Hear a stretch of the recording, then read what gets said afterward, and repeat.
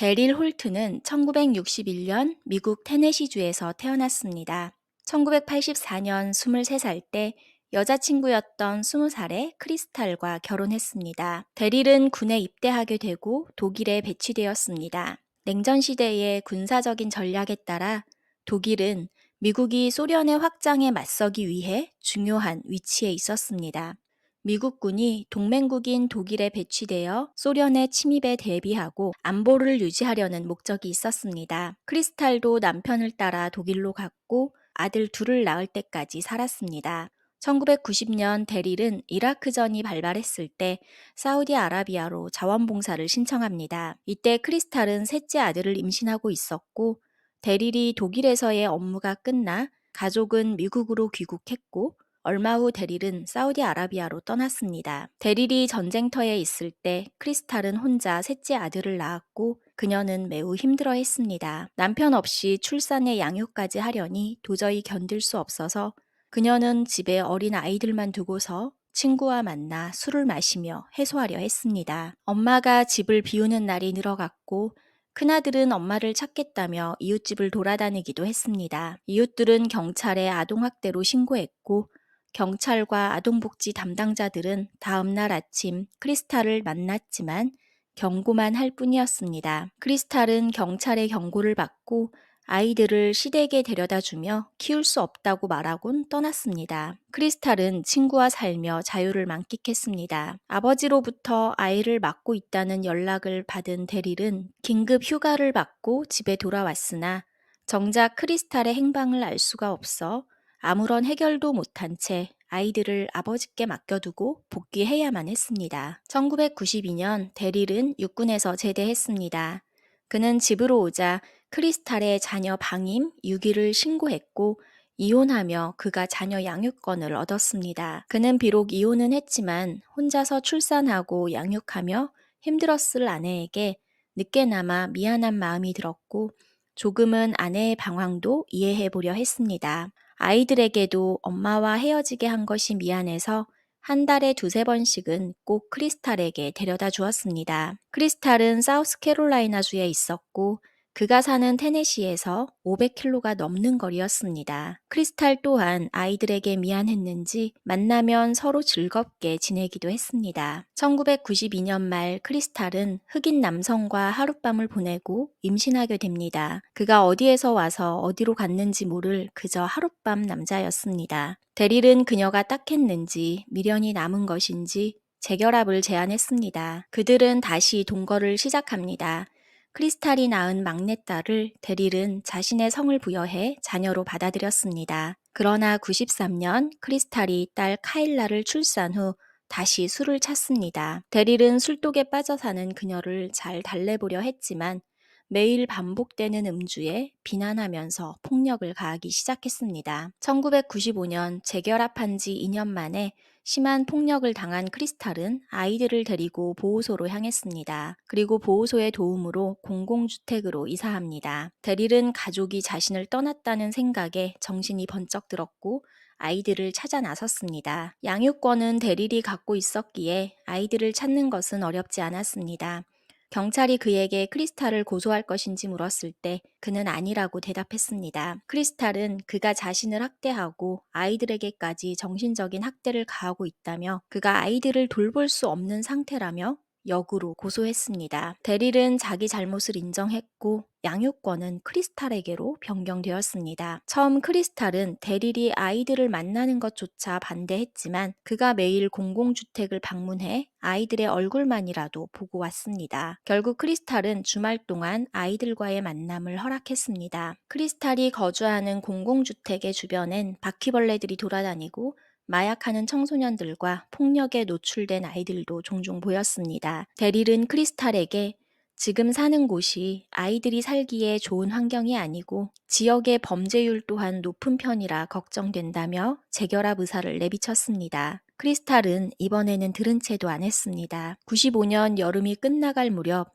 주말 동안 아이들과 만난 후 크리스탈에게 데려다 주기 위해 공공주택 앞에 차를 세웠을 때 4명의 자녀들은 차에서 내리는 것을 거부했습니다.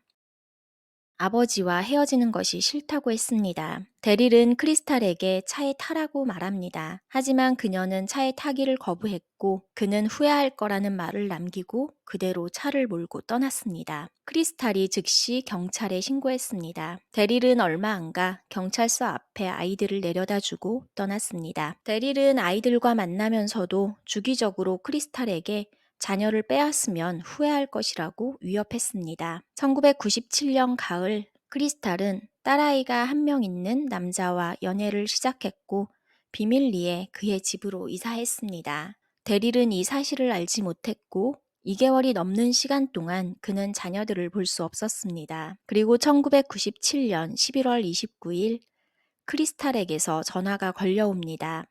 그녀는 아이들이 그를 그리워하고 보고 싶어 한다고 말했습니다. 데릴은 이제 자신이 아이들의 아버지인 것을 기억하는 사람이 아무도 없다고 말했습니다. 그러면서 자녀들이 다른 사람에게 아빠라고 부르고 아버지라고 생각하는 것을 절대 원하지 않는다고 말합니다. 크리스탈은 언제까지나 아이들의 아버지는 데릴 뿐이라며 그의 마음을 안심시켰습니다. 다음 날 오후 3시에 그들은 월마트 주차장에서 만나기로 약속합니다. 그리고 마침내 아버지와 만난 아이들은 데릴에게 달려가 그를 껴안았습니다. 그는 아이들을 한 명 한 명 꼭 안아주었습니다. 그러나 크리스탈이 기억하는 데릴의 표정은 무감각 그 자체인 듯 했습니다. 데릴과 아이들은 마트 안으로 들어갔고 크리스탈은 그의 표정이 마음에 걸렸지만 멀어지는 그들을 바라보며 집으로 돌아갔습니다. 크리스탈은 다시는 살아있는 아이들을 볼 수 없었습니다.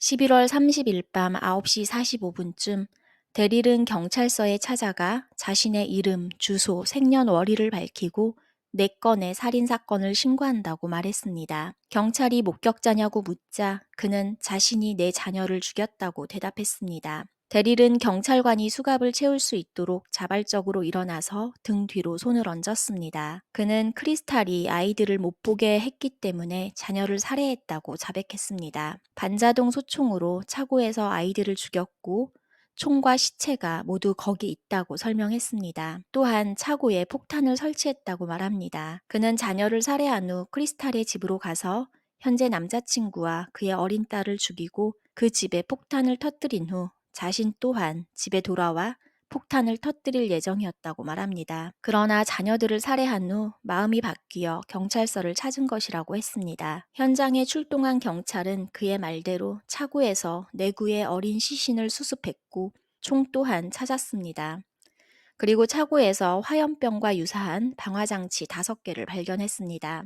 데릴은 너무나도 덤덤하게 단 5시간 만에 일어난 일을 진술했습니다. 그날 월마트 주차장에서 만난 크리스탈은 옷을 잘 차려입었고 화장도 하고 있었습니다. 그녀에게 안부를 물었더니 새 남자친구와 함께 행복하게 지내고 있다고 대답했습니다. 그녀의 대답은 데릴을 행복하게 만들지 않았습니다. 그 후 아이들은 다가와 데릴을 안아주었고 아이들이 직접 쓴 편지를 받았습니다. 4살 막내딸 카일라는 아빠 다리에 매달려 꼭 붙잡고 있었습니다. 오랜만에 만나 분명 기뻤는데 그는 점점 싸늘해지고 있었습니다. 아이들과 월마트에서 쇼핑하고 놀이공원에 가고 맥도날드에서 저녁을 먹고 집으로 데리고 왔습니다. 그는 당시 삼촌의 집 차고에서 지내고 있었고 아이들을 그리로 데리고 갔습니다. 아들들은 차고의 공구에 관심을 보였고 데릴은 갖고 놀아도 좋다고 말했습니다. 카일라는 껌딱지처럼 그의 뒤만 졸졸 따라다녔습니다. 마침내 오후 7시가 넘어가자 셋째 아들과 카일라에게 드릴과 망치를 쥐어주며 차고 밖에서 잠깐만 놀고 있으라 하고 그는 다시 차고 안으로 돌아왔습니다. 12살인 첫째 아들 스티븐과 10살인 둘째 아들 브렌트에게 재미있는 놀이를 할 거라며 아버지가 안 보이도록 뒤로 돌아 일렬로 서라고 했습니다. 두 아들은 무슨 게임일까 기대하며 데릴의 말을 따릅니다. 데릴은 침대 매트리스 밑에 숨겨두었던 소총을 꺼내와 아이들 뒤에서 한쪽 무릎을 꿇고 앉았습니다. 그리고 순식간에 두 아이의 심장을 향해 발사했습니다. 스티브는 동생이 맞는 소리를 들었을 때 자기 심장도 총알에 맞았을 것입니다. 스티븐과 브렌트가 완전히 사망한 것을 확인하고 동생들이 못 보도록 방수포로 두 아들의 몸을 덮었습니다. 그리곤 차고 밖으로 가 6살의 에릭과 4살 카일라를 데리고 왔습니다. 에릭은 청력에 문제가 있어 소리를 듣지 못했기에 총소리 또한 못 들었을 것입니다. 데릴은 스티븐과 브렌트에게 한 것과 똑같은 방식으로 에릭과 카일라마저 살해했습니다. 내구의 시신을 모아 방수포에 덮어두고 손을 씻었습니다. 그는 어제 걸려온 전화기에 찍힌 크리스탈의 번호를 확인해 전화번호부와 거리 지도로 그녀의 주소를 알게 되었습니다. 이제 그녀의 집으로 가서 새로운 가정을 박살내고 자신 또한 자살할 계획이었습니다. 그의 머릿속엔 2가지 시나리오가 있었습니다. 그의 자살 시나리오는 집어던지고 그는 크리스탈이 충격을 받아 죽게 만들고 싶어졌습니다. 그러려면 그의 손에 죽어버리면 안 되는 것이었습니다. 이것은 계획된 살인이었습니다. 언젠간 만날 크리스탈을 그리며 미리 설계해 둔 것이었습니다. 자살을 포기한 결정에 대해선 자기가 죽는다면 사람들은 사실과 상관없이 그들의 결론을 내렸을 거라며 내가 살아서 진실을 말하고 싶었다고 합니다. 그가 말하는 진실은 아이들을 무척 사랑했고 가족은 함께 있어야 하고 아이들은 아버지와 함께 해야 한다는 것입니다. 그는 아이들이 죽을 때 순식간이라 고통을 안 느꼈을 거라며 아무런 후회를 하지 않는다고 했습니다. 데릴은 다시 완전한 가정을 이룰 것이라 다짐했지만 아이들에게 새아버지가 생길지도 모른다는 생각에 아이들과 있는 시간 내내 절망했다고 합니다. 자녀들에게 새아빠가 생긴다면 어쩌면 아주 오랜 시간 못 볼 수도 있다고 생각했습니다. 그는 자녀들이 불안정한 가정에서 자란다면 그들의 삶이 망가질 것으로 생각했다고 합니다. 부검이는 스티븐과 브렌트의 상처는 일렬로 선 형제 뒤에서 위쪽으로 비스듬히 총을 들어 쐈고 브렌트를 쏜 총알이 그의 몸을 통과하여 스티븐의 몸에 들어갔다고 말했습니다. 총알은 그러기에 충분한 힘과 속도를 가지고 있었다고 진술했습니다. 에릭과 카일라 또한 동일한 형태이고 그들의 몸에선 3-4발의 총상이 발견됐습니다. 재판에선 데릴의 정신적인 문제가 맹점이 되었습니다. 그의 변호사는 그가 다정한 아버지였음을 강조했고 사건 당시 그는 아이들을 못 봐 심각한 우울 상태였다고 변호했습니다. 그가 오랫동안 정신질환을 앓았으며 91년 걸프전 당시 군 복무로 인해 외상 후 스트레스 장애를 앓을 수 있다고 주장합니다. 여러 명의 증인을 세웠으며 데릴의 정신 이상, 일산화탄소 중독 가능성을 입증하려 했습니다. 교도소 관리자는 피고인이 체포된 후 일주일간 자살 감시를 받았고 그가 조용하고 협조적인 수감자였다고 했습니다. 폭탄 처리반 담당자는 차고에서 발견된 폭탄은 작동하지 않으며 폭발물이 어떻게 작동하는지 전혀 모르는 사람이라고 증언했습니다. 데릴의 삼촌은 그해 여름부터 데릴이 차고에 살았다고 증언했습니다.